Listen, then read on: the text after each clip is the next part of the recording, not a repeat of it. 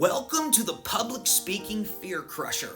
Today, we're tackling that heart-pounding, palm-sweating, voice-trembling feeling, stage fright. So if you haven't already, go ahead and click subscribe, click that notification bell, and let's get to work on this thing that's been holding you back from shining while you speak. Have you ever been in front of a crowd, your palms were sweating and your voice was trembling before your presentation?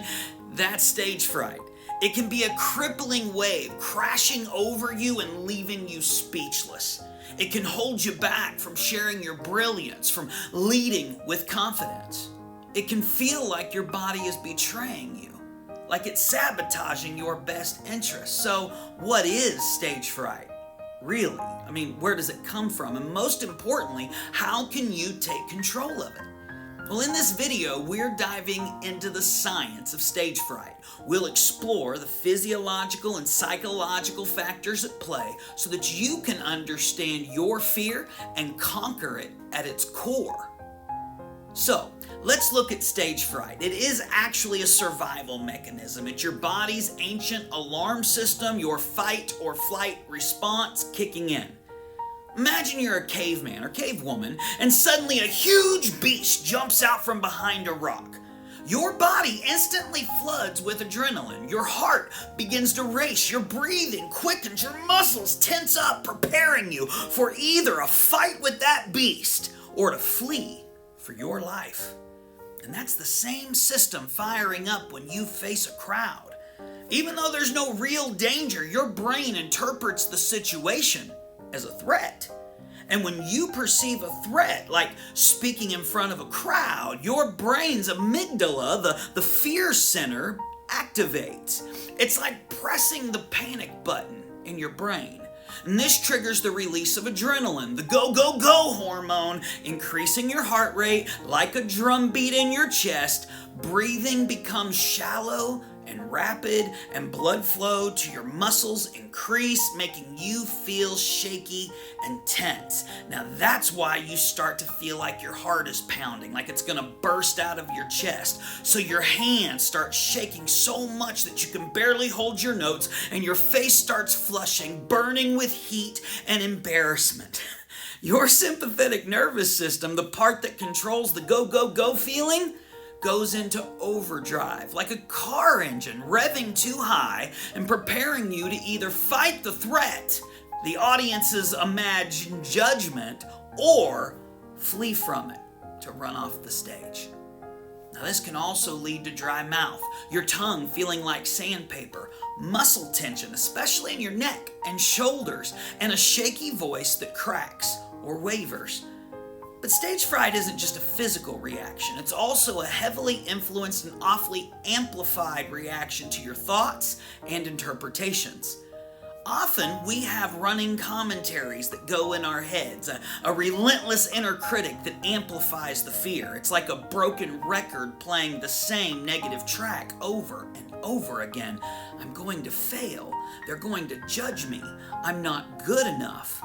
These negative thoughts are often cognitive distortions, inaccurate, exaggerated ways of thinking about reality. They're like funhouse mirrors, warping your perception of what's really happening. Some examples are just some of us resort to catastrophizing. I'm going to completely bomb this and ruin my career. Or personalization. Everyone's staring at me and thinking like I'm an idiot. All or nothing thinking, if I don't do this perfectly, it's going to be a disaster. There's no room for mistakes.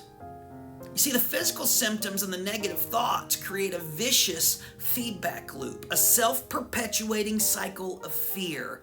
And your body reacts to your thoughts, and your thoughts react to your body's sensation, escalating the fear. Imagine you start sweating. You think, oh no, I'm nervous. Your heart starts pounding faster. You think, I'm definitely going to mess up because I can feel my heart rate raising. Your voice starts to shake, and on it goes. Now, this can lead to avoidance of speaking situations because you just want to escape that feeling. Poor preparation because you're just so focused on the fear that you can't concentrate.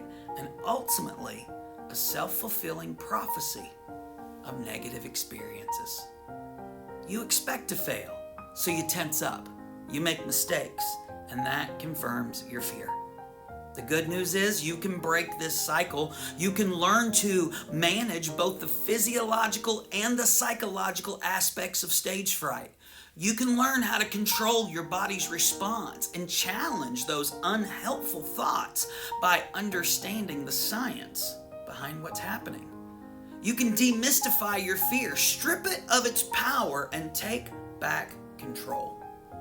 We'll explore techniques like breathing exercises, like diaphragmatic breathing to calm the nervous system. Cognitive structuring is a powerful way to challenge and change those negative thought patterns. Visualization, where you create a mental movie of yourself speaking confidently and successfully. If you can picture it, you can make that picture happen. Mindfulness, to help you stay present and focused on your message rather than getting caught up in the fear. For example, before you speak, just try slow, deep breathing. Inhale for a count of 4, hold for 4, exhale for 4. It's simple, but it works wonders to bring you back to the present.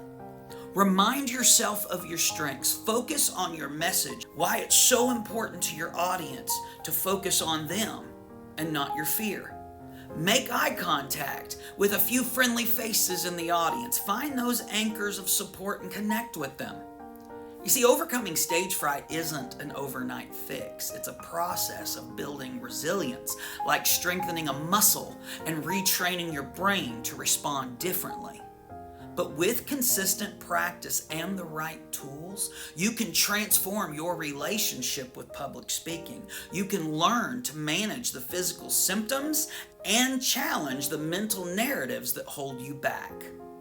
Think about the confidence, the impact, the ability to connect, and the influence you'll gain when you're no longer a hostage of your own fear. It's a journey, and it's a journey worth taking. And if you're finding this helpful, I'd love for you to please subscribe to the Public Speaking Fear Crusher Challenge. Click that notification bell so that you don't miss any of our upcoming strategies. Remember, stage fright is a complex interplay of physiological and psychological factors, but it is not a life sentence.